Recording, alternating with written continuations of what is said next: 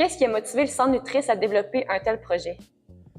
Un projet en collaboration avec les citoyens, c'est sûr que c'est au cœur de la philosophie du centre parce qu'on travaille sur l'alimentation. Il faut s'inspirer des préoccupations du citoyen, du mangeur. C'est plus facile à dire qu'à faire. On a un comité citoyen extraordinaire dans la structure d'organisation organisationnelle de Nutris. Mais comme chercheur, ça demande une bonne dose d'humilité de s'exposer à la vision du mangeur, du citoyen. On reproche souvent aux scientifiques d'être dans une tour d'ivoire. Ben là, c'est comme faut vraiment écouter les préoccupations des citoyens, du mangeur. Donc, ce projet-là, ce programme-là, qui était de jumeler une idée citoyenne, on va dire, avec des équipes de recherche, c'était vraiment pour répondre à cette valeur-là, puis de voir comment on peut engager un dialogue sur une préoccupation citoyenne et des experts dans un domaine, puis mener un projet inédit. Donc, c'est un succès sur toute la ligne, puis on va sûrement reprendre l'expérience dans le futur. Nous accueillons Angelo Tremblay, chercheur au Centre Nutris, et Suzanne Michaud, citoyenne partenaire au Centre Nutris. Bonjour à vous deux. Bonjour. Bonjour. Suzanne, d'où vous êtes venue l'idée d'un projet sur un tel sujet? En fait, ça remonte à assez longtemps. J'avais été faire un voyage de vélo à Détroit. Et Détroit, la ville, après sa faillite, avait décidé de faire des jardins collectifs ou communautaires pour sa communauté parce qu'il avait perdu beaucoup de commerces d'alimentation. Et pour que les gens puissent continuer à bien manger, il voulait offrir des jardins communautaires ou des jardins collectifs aux gens. Puis quand on est à vélo, on passait à côté de plusieurs de ces beaux jardins communautaires et j'ai été arrêtée à plusieurs reprises jaser, soit avec des jardiniers ou encore avec les, je dirais, géos de ces jardins communautaires-là pour leur demander, vous faites ça pourquoi? C'est quoi les avantages? Puis effectivement, je trouvais que les gens m'amenaient beaucoup d'éléments qui étaient super intéressants, qui allaient au-delà de la bonne alimentation. Donc, ça m'avait donné l'idée de dire, mais il y a peut-être des avantages qu'on ne soupçonne pas à jardiner, que ce soit dans un jardin communautaire ou collectif. Pour votre part, Angelo, pourquoi vous êtes-vous investi dans le projet? Un des défis importants que l'on a comme professionnel de la santé et comme chercheur également est celui de la concrétisation. En pratique, on se demande qu'est-ce qu'on doit proposer aux gens, non seulement pour avoir des mesures bonnes pour la santé, mais également qui comportent des activités qui soient suffisamment plaisantes pour qu'on y adhère de manière permanente. La culture d'un potager, dans ce contexte-là, apparaissait une bonne idée et c'est la raison principale pour laquelle je m'y suis engagé.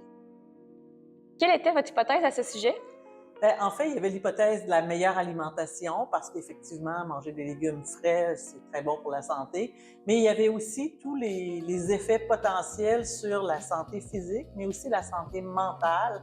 Parce que, en fait, être dans la nature, c'est pas juste être dans la forêt, ça peut être aussi être entouré de verdure dans un jardin. Donc, je me disais, ça doit avoir un effet. La principale hypothèse qu'on avait concernait le profil des jardiniers. On postulait que ces gens-là avaient de bonnes habitudes de vie, peut-être meilleures que la population en général, que ces gens-là étaient également caractérisés par un bon profil de santé et que finalement, ils pourraient peut-être déclarer un bon niveau de satisfaction par rapport à l'activité qu'est cultiver un potager. Est-ce que vos résultats confirment vos hypothèses de départ? Les résultats sont assez concordants avec ce qu'on postulait initialement. Les jardiniers sont un peu plus actifs que la moyenne de la population. Leurs habitudes alimentaires sont également intéressantes, notamment avec une consommation de fruits et légumes supérieure à la moyenne. Leur profil de santé est également intéressant avec peu de gens qui rapportent des problèmes de santé sérieux.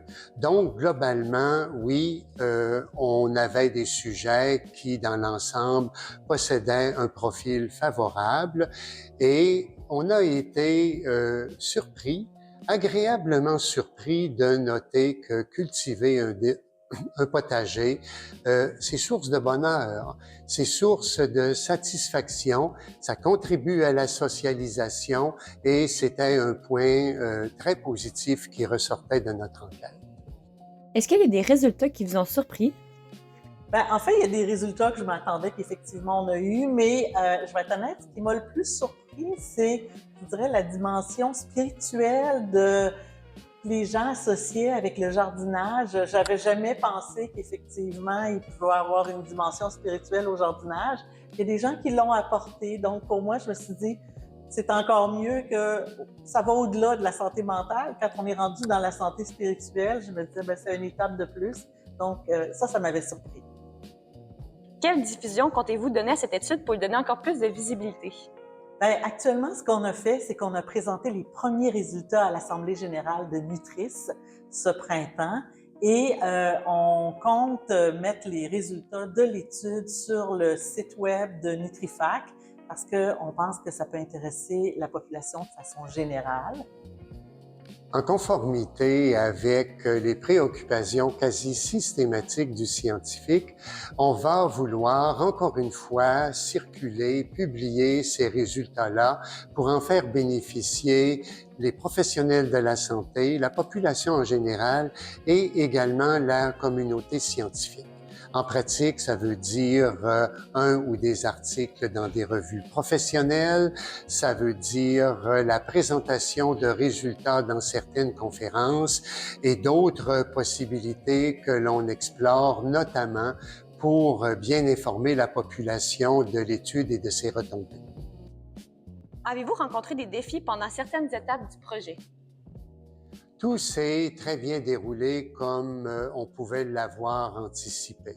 En fait, le seul imprévu, un imprévu plutôt agréable qui nous a demandé un petit peu plus d'efforts est le traitement des données de 310 personnes au lieu de 50 comme initialement prévu. Donc, globalement, la réalisation du projet a été un franc succès. Qu'avez-vous le plus apprécié du projet? En fait, je dirais que c'est l'enthousiasme. Quand on a commencé à en jaser, tout le monde avait l'air à dire que c'était un super projet. Puis je ne m'attendais pas à avoir un tel enthousiasme. Puis aussi avec autant de réponses, parce qu'on avait été très, je dirais pas pessimiste, mais réaliste dans le nombre de répondants qu'on attendait. Puis quand on a vu autant de répondants, on s'est dit « Wow! » En tout cas, moi, j'étais très, très heureuse de tous ces résultats-là puis de tout ce bel enthousiasme-là que j'ai senti. L'ensemble des retombées du projet a bien sûr été apprécié et je noterai particulièrement la perspective que le projet offre en ce qui a trait à une avenue de recherche qu'on n'a pas encore exploitée, soit l'effet potentiellement favorable de l'exposition à la lumière naturelle que permet évidemment la culture d'un potager.